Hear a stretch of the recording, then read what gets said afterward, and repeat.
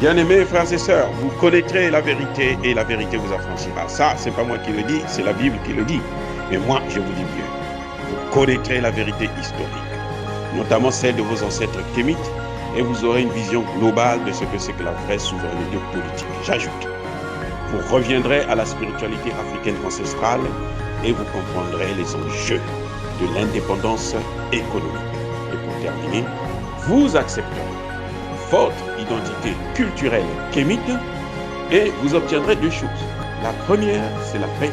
La seconde, c'est le développement, à une condition. L'unité de toute l'Afrique noire, l'unité de tous les Noirs du monde entier. Otep à tous, bienvenue sur la chaîne des panafricanistes par essence, par conviction et par excellence. Celle des citoyens kémites par nécessité et obligation de combat. Nous sommes une chaîne qui n'est guidée que par nos ancêtres et rien que par les ancêtres qui appartiennent à l'égrégore du monde noir. Par conséquent, nous ne croyons en aucun Dieu venu de l'étranger. Toutefois, cette vidéo n'est aucunement destinée à inciter à la haine ou à la violence, car nous menons un combat qui est d'abord et avant tout spirituel, intellectuel et démocratique. Ensuite, il est politique, géopolitique et géostratégique, contre l'impérialisme, le colonialisme, le néocolonialisme et l'endocolona, qui sont tous qualifiés de crimes contre l'humanité. Nous menons ce combat sur la base du principe fondamental que nous avons hérité de nos ancêtres kémites, qui est celui de la Mahat, c'est-à-dire solidarité, vérité et justice. Vous êtes donc en droit de connaître la vérité et nous avons l'obligation de vous dire la vérité, rien que la vérité, afin que justice soit rendue au continent africain. Et ça, c'est notre modeste contribution dans cette noble lutte en faveur de la souveraineté, la dignité, la solidarité et l'unité africaine. C'est exactement ça que nous appelons le panafricanisme. Bien-aimés frères et sœurs, je vous fais écouter une vieille interview, hein, c'est pas d'aujourd'hui, de Mamadou Koulibaly. J'aimerais, je souhaite vivement que les présidents Assimi Goïta, Ibrahim Traoré et Abdourahmane Tchani puissent écouter ce que disait Koulibaly à l'époque. J'aimerais qu'ils écoutent. Et on va ensemble écouter et après, on va faire notre commentaire. À ce moment-là, de faire ces réformes, d'être plus vocal, parce que j'ai l'impression que depuis que vous êtes plus aux affaires, oui, c'est la question de matière à vous faire entendre. C'est la question que j'ai. Alors, quand moi, beaucoup de gens, quand ils parlent de moi, ils font comme si j'ai été ministre pendant 50 ans. Moi, là, j'ai été ministre 11 mois. Mais dans l'esprit, l'imaginaire collectif des Ivoiriens, il a été ministre. Moi, j'ai été ministre de janvier 2000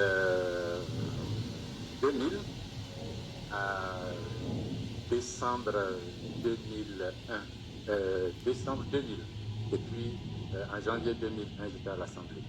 Mais dans les 1 an de ministère, j'ai l'impression que j'ai secoué le cocotier de telle façon que tout le monde s'est dit, mais lui, mais il parle comme ça, il a été ministre, non? J'ai été ministre du budget, j'ai essayé de transformer. Vous savez que le sujet du CFA a été tabou. Moi, ministre des Finances en Côte d'Ivoire, on était sous sanction. Il y avait le problème des 18 milliards de l'Union européenne. Paf, sanction. J'ai dû aller à Bruxelles devant la Troïka, me comporter comme au bac. 3 ambassadeurs européens et puis le Premier ministre Seydou Diarra et moi et une délégation, on nous pose des questions comme des enfants de l'école primaire. Tout ça pour pouvoir lever la sanction. Mais ils ne l'ont pas levé. Et puis, il me fallait de l'argent pour financer et le référendum électoral et les élections dans une période où tout le monde, même Omar Kabaj de la banque est venu me voir au ministère, me dit vos sanctions ne seront pas levées tant que Ouattara n'est pas candidat. Je lui ai dit, mais ce n'est pas moi qui fais de Ouattara candidat. Et puis il me dit, oui, mais alors vous ne pourrez pas vous en sortir. Je lui ai dit, mais quelle expérience vous avez pour en parler? Vous avez été ministre vous-même là-bas. Et puis, dans votre pays, qu'est-ce que vous pouvez dire? Ça s'est très très mal passé dans mon bureau au ministère. Mais pour vous dire qu'il y a eu toutes ces sanctions, il fallait trouver l'argent pour faire les élections. Ce que j'ai fait, c'était que les dépenses d'abonnement et d'abonnement de l'État, c'était 1 milliard à l'époque par mois. 1 milliard. J'ai trouvé ça cher. Je cherchais de l'argent. J'ai dû, en une journée, parler à M. Zadig Kessi et autres. Bon, vraiment, 1 milliard, là, moi, je ne comprends pas. On va regarder le fichier des ayants droit. On a filtré là-dedans. Vous coupez chez tout le monde, vous rétablissez. Voilà la liste des ayants droit. Et puis, quand on l'a fait, on a économisé 500 millions de francs pour pouvoir financer les élections. Les militaires étaient dehors. Je ne voulais pas que les militaires restent là. J'ai couru pour regarder partout, il y avait de l'argent. Des conventions signes, je récupère. Ça n'a pas toujours marché, mais on a pu le faire. Alors, j'arrive en fin d'année et je me rends compte que chaque année, à l'époque, je crois même que ce n'est pas terminé, l'État de Côte d'Ivoire devait décaisser quelques milliards de francs, quelques dizaines de milliards de francs à reverser à la France. Je demande, ça correspond à quoi? On me dit, oui, bon, pendant les années 90, au moment où il fallait dévaluer, on dévalue pas, l'État français payait les salaires des fonctionnaires ivoiriens. Et donc, il fallait rembourser. Je leur ai dit, mais dehors, là-bas, on nous a dit que c'était des dons, non? Puisque chaque fois, fraternité matin, ce serait la France donne, l'Union européenne donne. On m'a dit, non, non, il faut payer. J'appelle Charles Bonabani, qui était gouverneur. Je lui dis, Charles, j'ai besoin de toi. Les échéances qui arrivent là, il ne faut pas prendre cet argent. Il faut me laisser faire des élections et puis après, tu pourras toujours. Il m'a dit, ah non, non, non, je fais des conventions, il faut payer le moindre. Et puis, je dis, mais c'est ton pays, mon gars. Tu vois que les militaires sont là, il faut qu'on se débrouille, que ces gars-là ne restent pas longtemps dehors. À moins d'un an, il faut qu'ils s'en aillent. Et pour ça, on a besoin du référendum et des élections. Il m'a dit, mon cher, vous vous débrouillez, mais ça là, il faut payer. Et puis, effectivement, le jour arrivé, il a raclé dans les caisses. Qu'est-ce que j'ai fait? J'ai fait une conférence de presse ici pour lancer la campagne électorale de Gbagbo Laurent. J'ai dit à tout le monde, si c'est ainsi que la Banque centrale se comporte avec les pays membres du CFA, moi, Mamadou Koulibaly, si on gagne ces élections-là, que je suis toujours là, je vais sortir du franc CFA. Je vais avoir une indépendance monétaire, gérer ma monnaie selon mon rythme, selon mes contraintes. Mais je ne vais pas gérer selon les contraintes d'autres. Et puis, c'était la première fois qu'un ministre en exercice disait ça pour changer le système. Quand j'ai rencontré le vieux Omar Bongo, il me dit, mais toi, tu nous as créé beaucoup de problèmes. J'ai dit, mais monsieur le président, comment est Diam avec ton histoire de CFA? Mais dis donc, et Jacques, il nous a appelé, Jacques Chirac. Il a dit, mais monsieur, le jeune là, il faut dire au général de le chasser du gouvernement. J'ai dit, ah ben, il dit, ah oui, oui. Il a dit, ouais, il a dit, non, il faut que vous soyez chassé du gouvernement. Et effectivement, il m'a appelé à l'époque, il me dit, bon, je ne sais pas ce que tu as fait au plan là, mais tu vas quitter. Je leur ai dit, moi, mon général, je suis disponible. D'ailleurs, nous, on va partir en campagne. Je suis allé dire à Gbagbo, il appelle Gay, il dit, bon, Laurent, je ne sais pas ce que ton petit là a fait, mais bon, là, moi, il ne peut pas rester au gouvernement. Gbagbo dit, la campagne va s'ouvrir dans 2 jours là. Assis, Amani, comment il s'appelle, Léon Monnet, et tout cela, j'ai besoin d'eux. Donc, je prends tous les 5 minutes de pays, on s'en va en campagne. On a fait une réunion, on a écrit la lettre, qui dit, nous tous, on s'en va. Le lendemain, Gbagbo s'est présenté au palais avec l'enveloppe de la lettre. Quand il a dit, ah non, non, non, vous n'allez pas me faire ça, c'est maman du seul, je ne veux pas, mais tu veux prendre tous les autres là, c'est pas bon. Dans ce cas, ils n'ont qu'à tous rester sur les plans là même, ils nous fatiguent, ils n'ont qu'à tous rester. D'ailleurs, Laurent, voilà un peu de carburant pour les prix. C'est ainsi qu'on est resté.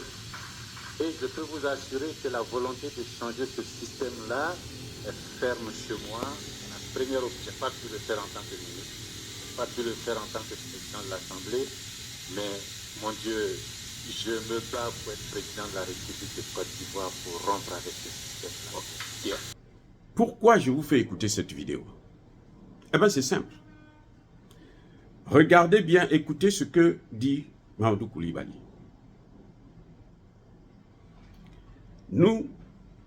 j'ai touché le problème du CFA. On lui a posé une question seulement. Et il a expliqué. Le problème du CFA est au cœur de la domination française en Afrique. Dès que vous touchez à ça, vous êtes foutu. C'est pour ça que je vous ai dit que ce serait bien si le président Ibrahim Traoré, le président Assimi Goïta et le président Tiani peuvent écouter ça pour comprendre qu'ils ont mis le doigt là où il ne fallait pas, là où ça fait mal. Ils ont mis le doigt justement là où se trouve la solution de nos problèmes, la solution des problèmes du Sahel, la solution des problèmes africains. Là, on comprend maintenant pourquoi Gbagbo, il fallait tout faire pour qu'il puisse quitter. C'est pour ça qu'ils vont tout faire. Écoutez, c'est là le problème, l'échec de Gbagbo. Enfin, pas l'échec, mais le combat contre Gbagbo. C'est ça. Parce qu'il avait touché là où il faut. Pas. Pour les Français, bien sûr. Mais c'est ce qui est avantageux pour nous. Donc, vous voyez maintenant que le président de la BCEAO se balade maintenant, va rencontrer tous les chefs d'État de l'AES. Il ira aussi bientôt au Niger. Vous allez voir, il ira au Niger. S'il continue comme ça, vous allez voir, il ira aussi au Niger. Il va trouver un prétexte pour aller voir au Niger comment il faut faire pour assouplir les sanctions, pour ceci, pour cela. Parce qu'ils veulent tout faire pour empêcher à ce qu'ils puissent créer leur monnaie. Et la création de la monnaie, là, c'est ça qui fera mal à la France. C'est ça qui va nous donner notre indépendance. Vous avez vu les moyens qu'ils ont mis pour chasser Gbagbo du pouvoir? Ce n'était pas parce que Gbagbo parle mal. Gbagbo a financé la campagne de Jacques Chirac. Gbagbo, là, il a financé. Il a payé le même montant que Omar Bongo avait payé. Gbagbo lui-même l'a dit. Mais on ne pouvait pas accepter qu'il reste encore parce qu'il devrait changer ça. C'est pour dire que ces trois pays de l'AES là sont sur la bonne direction. S'il vous plaît, ne nous décevez pas. Le seul point, le point fondamental, le point crucial, c'est celui-là. Mais ça veut dire aussi que votre sécurité est en danger, que vous êtes en danger. Vous êtes sur la ligne rouge. Bongo a dit, on nous a appelés. Ça se passe en Côte d'Ivoire, on appelle Bongo. Juste une parole d'un ministre en campagne. C'est même pas lui qui va... On ne sait même pas si Gbagbo prend le pouvoir, il sera toujours ministre. Mais quand même, il a parlé, il a touché ça. Et vous comprenez maintenant pourquoi. Même dans les universités, on ne parle pas du CFA. Et vous comprenez pourquoi. Lorsque je parle de ça dans ma thèse, je suis attaqué, même aux Nations Unies. Quand je travaille aux Nations Unies, mais alors, attaqué de tout part à cause de ça. Une phrase seulement sur le franc CFA, c'est fini, tu es foutu. Mais je n'ai pas reculé. Je n'ai pas reculé, non. Je n'ai pas baissé la culotte. J'ai continué mon chemin. J'ai subi ce que j'ai subi, mais je me suis battu, toujours. Koulibaly a sorti seulement un seul mot, une seule phrase.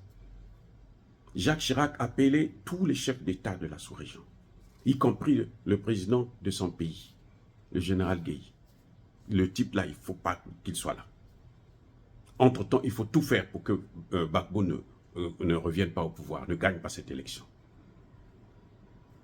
Vous voyez maintenant la différence entre ces gens-là et puis Guillaume Soro. Guillaume Soro vous a dit quoi? Guillaume Soro vous dit seulement que moi je viens, je veux faire mieux que Alassane Ouattara. Moi je viens, je veux construire les écoles, les hôpitaux. Moi je viens, je veux gérer, je veux mieux gérer. Non, ce n'est pas ça le problème. Le problème c'est ça. Vous comprenez maintenant pourquoi quand je vous dis que, oh, bon, X, Y, ce ne sont pas des panafricanistes. Ils peuvent être populaires, c'est tout à fait normal, ils sont populaires. Les gens veulent des opposants dans nos pays, dans les pays où la France a une forte domination. Donc, tous ceux qui viennent, qui disent, nous, on va faire mieux et tout, mais vous allez les voir sur les questions du CFA, de la présence militaire, ils deviennent réticents. Les choses ont commencé à bouger. Depuis que Tchani est allé au Mali et au Burkina Faso pour dire maintenant on va passer au domaine monétaire.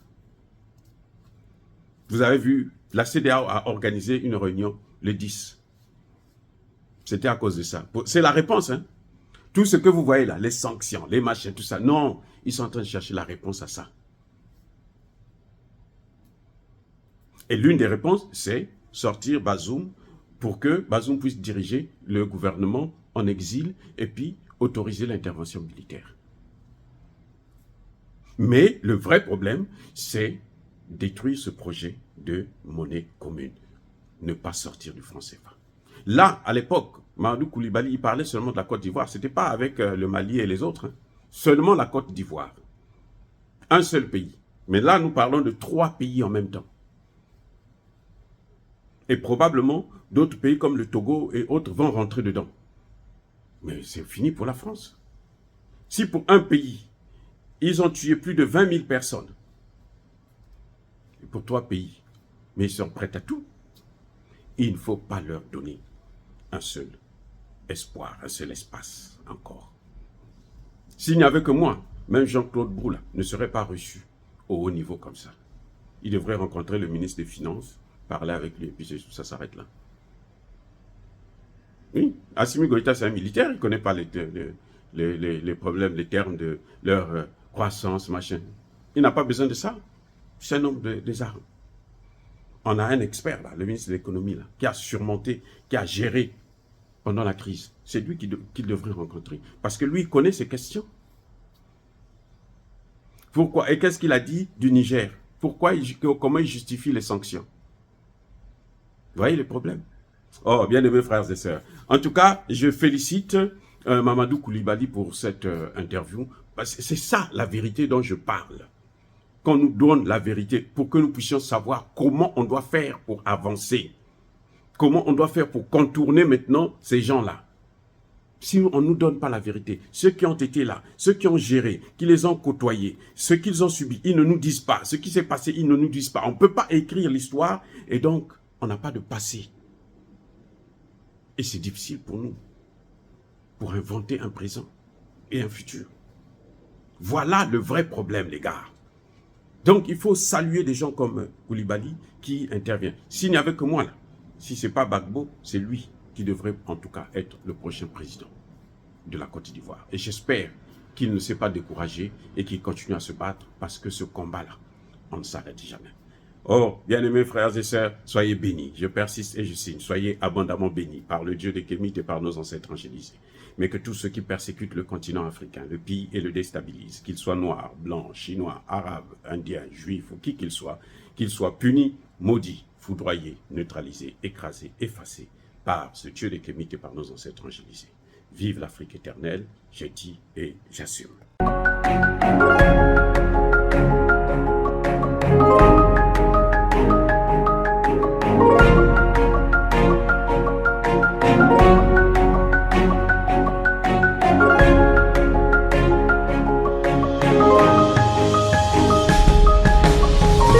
Eux, ils marchent par la foi et non par la vue. Mais moi, je vous conseille vivement de marcher par la connaissance scientifique et historique, notamment celle de nos ancêtres kémites, par les 5 sens et par l'intelligence. À vous, à Pierre.